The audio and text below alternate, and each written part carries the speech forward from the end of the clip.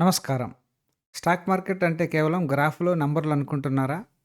Stock market అంటే ఒక మనిషి జీవితం. మనిషి పుట్టినప్పటి నుండి చనిపోయే వరకు ఎన్ని సమస్యలు చూస్తాడో, ఒక షేర్ కూడా అంతే. ఈరోజు మనం ఒక మనిషి జీవితాన్ని, ఒక షేర్ మూమెంట్‌ని పోల్చి చూద్దాం. ఈ 3 నిమిషాల వీడియో మీ ఇన్వెస్టింగ్ ఆలోచన విధానాన్ని షార్ప్ చేస్తుంది. స్కిప్ చేయకుండా పూర్తిగా చూడండి. ఒక బిడ్డ పుట్టినప్పుడు ఎంత ఉత్సాహంగా ఉంటుందో, ఒక కంపెనీ ఐపీఓకి వచ్చినప్పుడు అంతే హడావిడి ఉంటుంది. జాతకం చూసి మనం బిడ్డ భవిష్యత్తును ఊహించినట్టే కంపెనీ వివరాలు చూసి ఇన్వెస్ట్ చేస్తాం. బాబు పెరగడం మొదలైంది. అచ్చం అలాగే ఆ షేర్ ధర కూడా పెరుగుతూ ఉంటుంది. కానీ ఇక్కడే మనం ఒక విషయం గమనించాలి. చిన్నపిల్లలు నడక నేర్చుకునేటప్పుడు పదే పదే పడిపోతుంటారు, దెబ్బలు తగిలించుకుంటారు. షేర్ ప్రయాణం కూడా ఆరంభంలో అలాగే ఉంటుంది. అది ఎప్పుడూ ఒకే సరళ రేఖలో పైకి వెళ్ళదు, పడుతూ లేస్తూ సాగుతుంది. చిన్న బాబుకి రోగనిరోధక శక్తి తక్కువగా ఉన్నప్పుడు జలుబు, జ్వరం రావడం ఎంత సహజమో, కొత్తగా మార్కెట్లోకి వచ్చిన కంపెనీకి కూడా చిన్న చిన్న సమస్యలు రావడం అంతే సహజం. మార్కెట్లో వినిపించే చిన్న చిన్న వార్తలు, వడ్డీ రేట్ల పెరుగుదల లేదా మార్కెట్ ఒడిదుడుకులు ఆ షేర్కు వచ్చే జబ్బులు. ఆ సమయంలో షేర్ ధర పడిపోయి అది కన్సాలిడేషన్ ఫేజ్కి వెళ్తుంది. అంటే ధర పెరగకుండా ఒకే చోట ఉండిపోతుంది.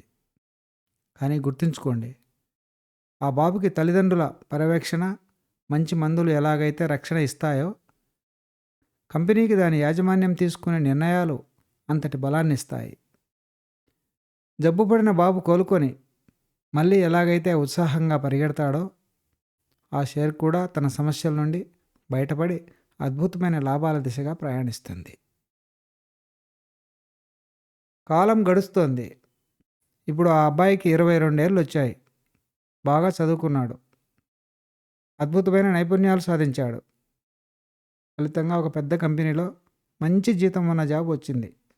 లైఫ్ సెటిల్ అయిపోయింది. ఇక తిరుగులేదని మనం అనుకుంటాం. అచ్చం ఇలాగే ఆ షేర్ కూడా యవ్వనంలోకి అడుగుపెట్టింది. కంపెనీ తన వ్యాపారాన్ని దేశ విదేశాలకు విస్తరించింది. ఒకప్పుడు మనం 100 రూపాయల్లో కొన్న ఆ చిన్న షేర్ ఇప్పుడు అద్భుతమైన లాభాలను ఇస్తూ 10,000 రూపాయలకి చేరుకుంది.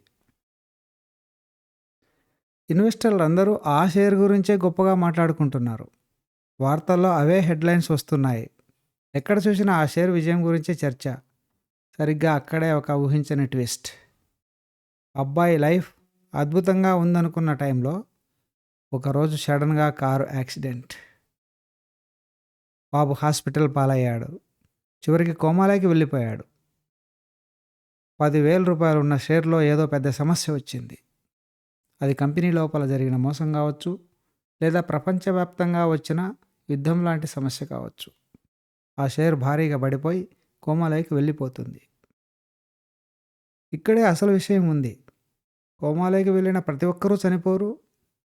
కొందరు చనిపోతారు, కొందరు తిరిగి లేస్తారు. యూనిటెక్ షేర్ తీసుకోండి. ఒకప్పుడు ఆకాశంలో ఉంది, యాక్సిడెంట్ అయింది, కోమాలోకి వెళ్ళింది, ఇక తిరిగి రాలేదు. అది క్లినికల్ డెత్ లాంటిది. అలాంటి షేర్ల వల్ల ఇన్వెస్టర్లు సర్వం కోల్పోతారు. కోమా నుండి కొన్నేళ్ల తర్వాత రికవర్ అవుతారు, మళ్ళీ నడక నేర్చుకుంటారు. కోమాలో ఉన్న బాబుని వదిలేయలేం కదా. అలాగే మంచి షేర్ పడిపోయినప్పుడు ఓపిక పట్టాలి. కానీ యాక్సిడెంట్ అయిన మనిషిలో ప్రాణం, కంపెనీకి బిజినెస్ ఎథిక్స్ మరియు క్యాష్ ఫ్లో ఉందో లేదో చూసుకోవాలి. బలమైన ఫండమెంటల్స్ ఉన్న కంపెనీ కూడా ఆర్థిక మాంద్యం వంటి పెద్ద పెద్ద సమస్యల నుండి కోలుకొని మళ్ళీ నిలబడుతుంది. ఘోర ప్రమాదంలో కోమాలోకి వెళ్ళిన మనిషిలా ఒకప్పుడు కుదేలైన ఫోర్స్ మోటార్స్ నేడు కొత్త మోడల్స్తో మునుపటి కంటే వేగంగా దూసుకుపోతూ షేర్ మార్కెట్లో అసలైన పునర్జన్మకు నిదర్శనంగా నిలిచింది. ఈ వీడియో మీకు నచ్చితే లైక్ చేసి మీ ఫ్రెండ్కి షేర్ చేయండి. మీ పోర్ట్ఫోలియోలో ఏదైనా షేర్ ఇలా కోమాలో ఉందా? మీ అనుభవాన్ని కామెంట్లో మాతో పంచుకోండి. ఇలాంటి ఆసక్తికరమైన వీడియోల కోసం మన ఛానల్ని ఇప్పుడే సబ్స్క్రైబ్ చేసుకోండి.